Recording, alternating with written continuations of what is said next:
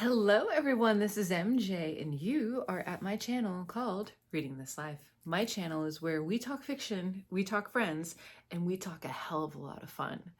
Today, let's do a horror mayhem update. We're long overdue. Stay tuned.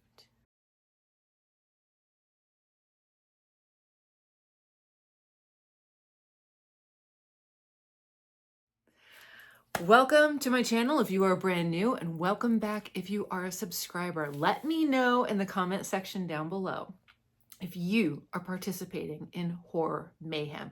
This is an event that was founded, created, originated by the Bookish Bryants, and there's a whole bunch of co-hosts, and I will leave them all in the description box below. So week 1 of Horror Mayhem has ended, and we are just ending week 2 today. Oh my gosh. I feel like we need to put the brakes on May. Like I need more time. I need more time in the day. Don't we need more time? I think so. All right, so let's talk about what I read today. Okay, so the first book I finished today, well, the last book I finished today is Thirst, and this is by Marina Yuszczuk, and this is a vampire story about 2 vampires in the Buenos Aires area. And I'm gonna say I had more hope. It was good. It wasn't great. I had a little bit more hope for it. This reads more like literary horror, a little literary fiction, if you will. But it just didn't hit the mark for me. If you are someone that's interested in tiptoeing into the horror genre and likes a little bit of literary fiction with a little spice and a little darkness, this could be it for you. The book, 3 stars. The cover, 5 stars. This is a 5-star cover with the coloring and the statue. Brilliant, brilliant. So this ticks the box for, I have my Horror Mayhem checklist. There's a bingo card too. I'm not doing the bingo card. You can all play your little games. I'm just going to do a checklist. All right, so that would cover religious horror. There are some scenes of some good religious horror in here. Translated horror. This is translated by Heather Cleary. And this was translated from, it was originally published in Buenos Aires. And I think that's it. Okay, so religious horror, translated horror. Vampires isn't one of the squares. How did we miss that, people? How did we miss vampires? Can I just ask? All right, so that's the most recent thing that I read. Then prior to that, I know we're supposed to read short stories, but this was a good one. This is like awesome. This is just too good. Pet Sematary by Stephen King. Loved it. I love this. It's the most frightening book Stephen King has ever written. And I was here for it. I thought this was really well done. This was a buddy read with Alan over at his channel, Big Hard Books and Classics. And we just had the best time. And I'm sorry, but Zelda, woo, that story made the hair on the back of my neck stand up.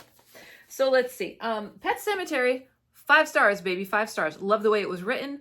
I loved how he does it in thirds. I loved how he amps up the action. There's a formula, and I love the formula. Okay, so that is Possession, right? What else? Evil Children. Not gonna, Killer Animals. Church, come on.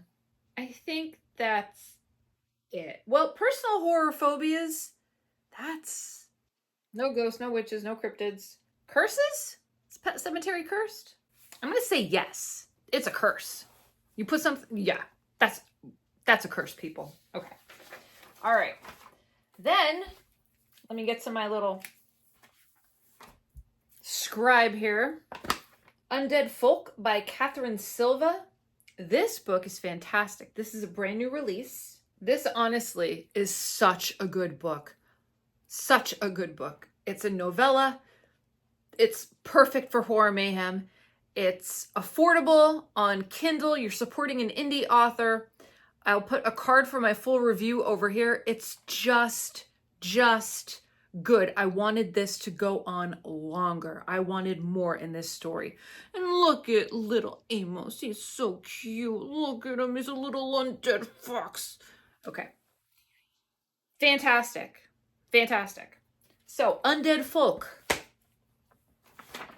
We've got, that is definitely dystopian horror, indie horror, folk horror. I would say it's borderline cozy. I'll hold off though. I'll hold off. It is kind of cozy. It's cozy. It's cozy. The relationship with Amos, it's cozy. All right. And there we are. Okay. So far we have 1, 2, 3, 4, 5, 6, 7, 8, 9. We have 9 things checked off. Okay. All right. Then I finished. These are not in order. I'm just... Okay. Don't Read This or You Might Die by Wendy Dalrymple. This was so fun. So for all of my fashion girls, for the girls that love The Devil Wears Prada, this is the book with the devil wearing Prada. It's wonderful. Where is my review? Do I have my review in here? I gave it 4 stars. It's a cursed book. We have someone that's working in the fashion industry. There are cults, there are magic, there are demons. It really is The Devil Wears Prada on steroids. That's the only way I could say it. 4 stars I gave it. It's wonderful. And I'm still alive after reading it. Okay. Wendy Dalrymple has some great books out there. She's also an indie author, so make sure you check her out. So let's go. Cult horror, yes. Curses, yes. And that's it. Okay. Universal Monsters, Vampire. I mean, does that count for... That counts for my first book, right? Vampire? Yeah, why not?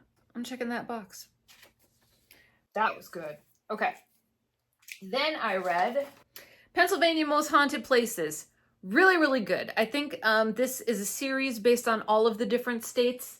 This one, let me tell you, there is a cemetery that I drive by. And when I tell you that it doesn't seem this big, there's 10,000 or 16,000 graves in there.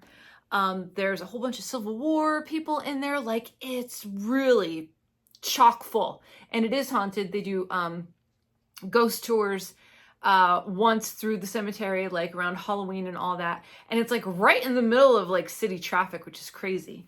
But that book had history about the place where the hauntings were, but it also had eyewitness accounts or firsthand testimony or encounters by people. So did I read every single place? No, I read the ones that I was familiar with, and I'll tell you what, I learned a lot. So there's actually 3 or 4 local places named in there, but the cemetery, I'm gonna take a drive through that cemetery because that seems freaking awesome. And I have no idea where they have 10,000 graves at. And then I read a short story by Gabino Iglesias. Okay, so here's a bunch of books that I have started. Rotten Tommy, and that is by David Sodergren. Wolves of Vengeance by David North-Martino. Sarah Reed is Root Rot. And The Bedmakers by Chad Lutzke and John Boden. So those are the books that I have started. Woo! That was a good week 1.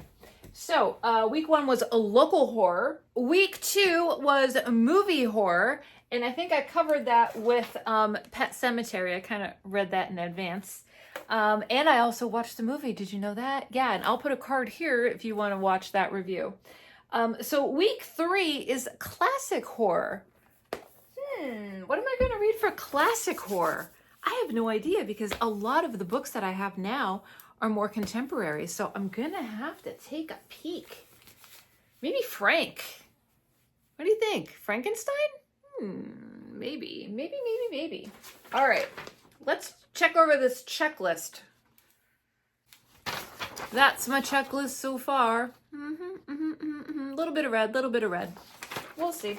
Listen, that's not me.